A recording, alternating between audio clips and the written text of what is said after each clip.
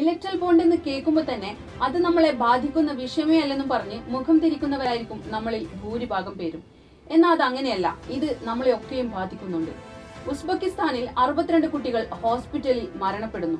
അന്വേഷിച്ചപ്പോൾ വില്ലൻ മരുന്നാണ്. സർക്കാർ വിവരം WHO റിപ്പോർട്ട് ചെയ്യുന്നു. ആ മരുന്ന് കമ്പനി അടച്ചുപൂട്ടുന്നു.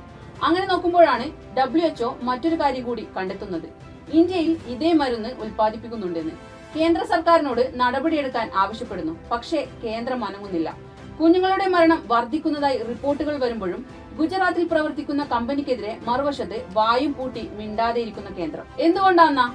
ഈ കമ്പനിയുടെ കയ്യിൽ നിന്നും കോടികൾ ഇലക്ട്രൽ ബോണ്ടായി വാങ്ങി അവർക്ക് കുഞ്ഞുങ്ങളെ കൊല്ലാൻ അനുവാദം കൊടുക്കുകയായിരുന്നു കേന്ദ്ര സർക്കാർ.